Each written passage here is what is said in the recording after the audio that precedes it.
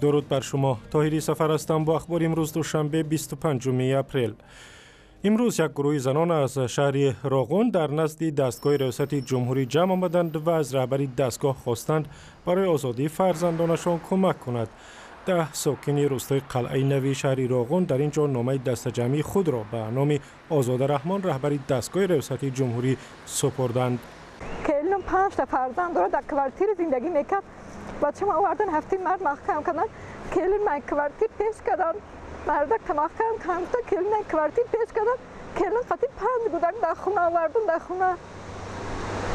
آخرین درگاهی مو هیچ یعنی آزاده امام علی خیر و شرایط خونده نتونستن در این مهاجرت کار میکنن میورن یا تنگ زندگی ما رو میبینن. اکی یگانه امیدم همین آزاده امام علی و پرزیدنت. ماموران میلیسا ماه مارچ 16 ساکن روستای قلعه نوی راغون از جمله امام مسجد را با اتهام افراطگرایی دستگیر کردند، ولی چندی از آنها بعد از بازپرسی آزاد شدند. بعضی از بازداشت شدگان را به پیروی به جریان سلفی متهم کردند. در جلسه دهم کمیسیون بین حکومتی تاجیکستان و بلاروس مسائل همکاری دو جانبه اقتصادی بررسی شد و از جمله مسئله به انجام رساندن کارخانه تراکتورسازی و دیگر تکنیک کشاورزی. در جلسه در روز 25 اپریل گفته شد که ساختمان این کارخانه در همکاری با شرکت بابرویسک اگرومش جمهوری بلاروس در شهر حصار ادامه دارد. وارد نمودن موادهای ارثی چهارو سرشمار چهارهای شیردهی خوشزاد با قلمرو کشوری ما با اون مساعدت میکنند که عموما محصولات چهارهای وطنی بهتر گردد.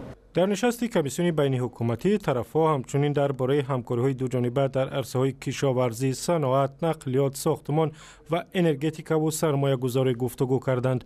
تاجیکستان عمدتاً از جمهوری بلاروس تراکتور و تکنیک کشاورزی می‌خرد و با آن کشور محصولات کشاورزی صادر می‌کند.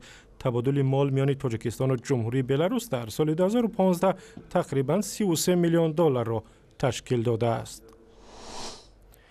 اسلام کریموف رئیس جمهوری ازبکستان با سفری رسمی 2 روزه وارد مسکو شد و قرار است با ولادیمیر پوتین رئیس جمهوری روسیه ملاقات کند.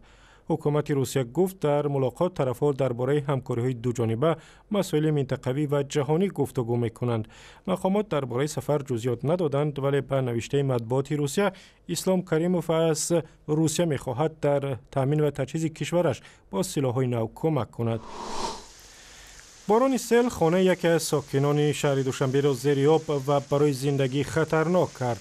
باران‌های پی در پی آخر هفته گذشته سبب جاری شدن سیلاب به این خانه در کوچه انزاب شد و ساکنانش میگویند دیگر در اینجا زندگی کردن ممکن نیست.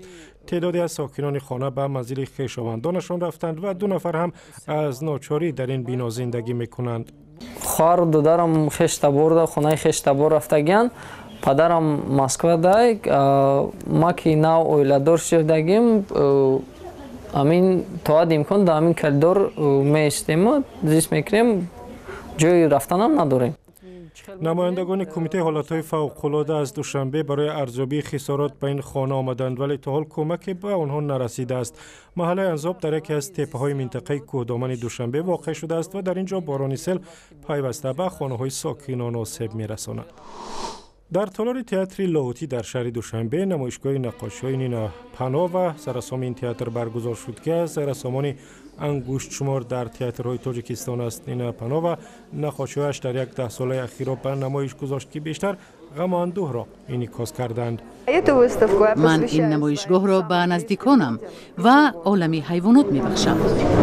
با دیدن نقاشی نینا پناه و رسامان و هنرپیشگان و دوستداران تصویر و نقاشی آمدند و به کار او بهای بلند دادند. در تاجیکستان پس از سالهای طولانی رکود دیگر باره توجه به نقاشی زیادتر شده است. و اخبار بیشتر در وبسایت آزادی، در صفحه‌های ما در فیسبوک، توییتر و یوتیوب و هم صمیمه رادیو آزادی برای تلفن‌های همراه.